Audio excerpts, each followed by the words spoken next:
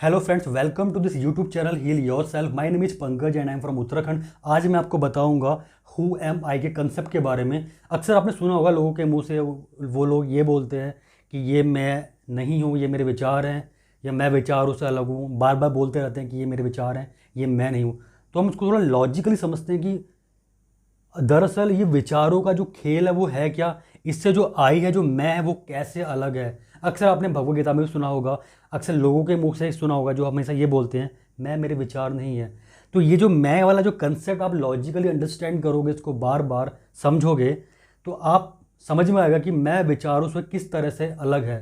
तो जब मैं का जब अटैचमेंट हट जाता है विचार से, मतलब जब विचार से डिटैच हो जाता है मैं, तो वहाँ पर आपकी सफरिंग रुक जाती है एक तरीके से, वहाँ पर आपको फ्रीडम मिल जाता है। तो कई लोग जो ओवर थिंकिंग से बहुत ज़्यादा परेशान रहते हैं, जो बहुत ज़्यादा इनके अंदर नेगेटिव थॉट आते हैं, या जिनके अंदर इंट्रूसिव थॉट रहते हैं, इंट्रूसिव थॉट जो आलतू फालतू विचार होते हैं, जो नकारात्मक तो नहीं होते हैं लेकिन फालतू के विचार होते हैं, जैसे अब ये करना है, कल वहाँ जाना है, ये फालतू के विचार जो आपके अंदर रन करते रहते हैं, जो आपके अंदर आपकी एक्टिविटी को, फिजिकल एक्टिविटी को, सब जगह से जो आपके अंदर की जो नेगेटिविटी है उसको और भी ज़्यादा बढ़ा देते हैं। तो उनको कैसे कम करना है, यहाँ पर हम कंसेप्ट समझेंगे हु एम आई का, वो भी लॉजिकली।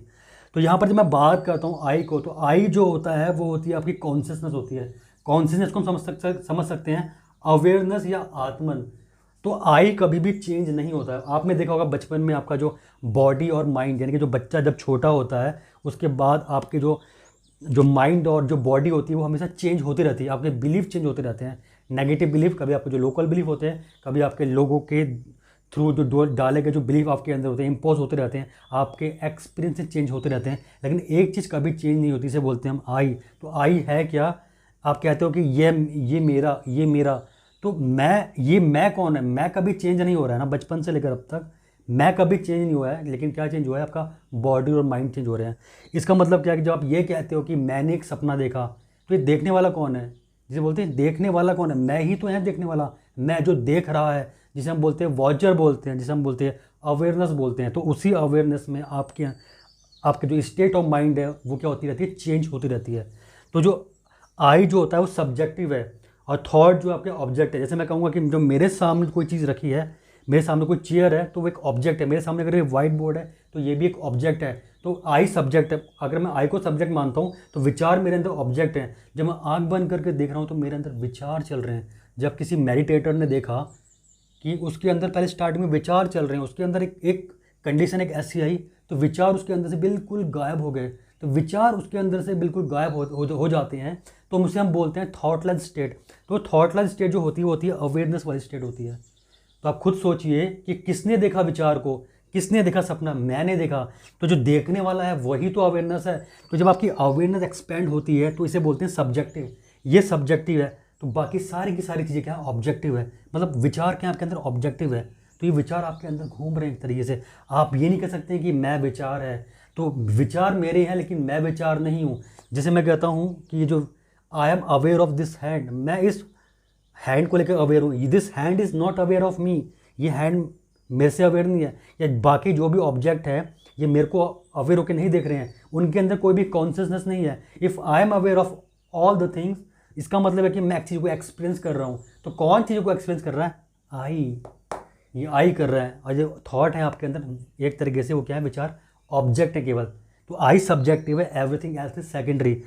तो यहाँ पर हम मानते हैं कि ये प्राइमरी है, ये सब क्या है? आपकी सेकेंडरी है। तो विचार आपके अंदर घूम रहे हैं। इसका मतलब ये हो गया, अगर ये आई है आपका, तो ये कभी चेंज नहीं हो रहा है। तो इसके सराउंड क्या हो रही है? चीज़ें घूमती रह रही हैं। तो ये चेंज हो रहा है, ये कभी चेंज नहीं हो रहा है। तो विचार क्या है? आपके अंदर ऑब्जेक्ट है। जब आप ध्यान से विचारों को एज इट इज़ देखते हैं तो आप ये पाते हैं विचार केवल विचार होते हैं।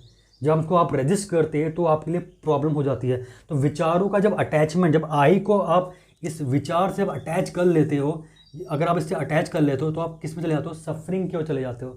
तो आप कहते हो कि मुझे दुख हो रहा है, मुझे ऐसा हो रहा है, मुझे वैसा हो रहा है। तो इस प्रोसेस को जितना आप लॉजिकली समझते हो कि मैं तो एक आत्मन हूँ, और जो मैं कौन हूँ? मैं देखने वाला हूँ, मैं तो विचार हूँ ही नहीं हूँ। जितना इस पे क्वेश्चन करते हैं हु एम आई कौन है? तो आई तो कभी मरता नहीं है ना। ये बात तो श्री कृष्ण ने भी कही थी भगवद गीता में कि जो मैं है, मैं कभी मरता नहीं है। ये क्या हो रही है कि बॉडी क्या है? ऑब्जेक्ट है, ये हमेशा चेंज होती रहती है एक फॉर्म से दूसरी फॉर्म में।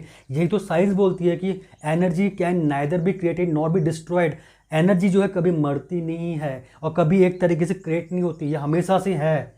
और ये केवल फॉर्म चेंज हो रही है, एक तरीके से एक फॉर्म से दूसरी फॉर्म में चीज़ चेंज हो रही है। इन द सेम वे आपके जो विचार होते हैं बदलते रहते हैं। कभी किसी को ओसीडी की प्रॉब्लम होती है, बार बार ओसीडी के थॉट आते रहते हैं। अगर एक थॉट उसके अंदर आया, अगर किसी को कंटेमिनेशन ओसीडी है, किसी को रिलीजियस ओसीडी है, तो उसके विचार क्या हो रहे हैं, बदलते रहते हैं। तो क्या चेंज हो रहा है, आपके विचार चेंज हो रहे हैं। विचार है क्या, ऑब्जेक्ट।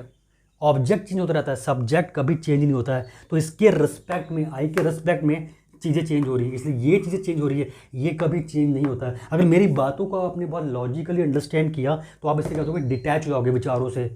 जब विचारों से डिटैच हो जाओगे तो आपका विचारों के ऊपर कोई भी नेगेटिव इम्पैक्ट नहीं पड़ेगा। तो ये इसका लॉजिकल कंसेप्ट है। जितना आप इस चीज़ को समझोगे लॉजिकली डे टू लाइफ में कि मैं कौन हूँ, तो मैं कौन हूँ इसके पीछे लॉजिकल आपकी इंक्वायरी होनी चाहिए। तो जितना आप लॉजिकल इंक्वायरी करोगे इसके पीछे कि मैं कौन हूँ, मैं तो विचारों से बिल्कुल अलग हूँ, तो ये आई है, ये आई कभी चेंज नहीं होता है। विचार हमेशा चेंज होते रहते हैं, क्योंकि विचार तो ऑब्जेक्ट है। मेरे सामने कोई भी चीज़ रखी है तो वो भी ऑब्जेक्ट हो सकती है, जैसे कि ग्लास, जैसे कि ये, जैसे कि चेयर। तो मैं ये बोलता हूँ ये क्या है, ऑब्जेक्ट है। मैं ही तो देख रहा हूँ उसको अवेयर होके। अगर आप अवेयर हो तभी तो आप देख पा रहे हो किसी चीज़ को।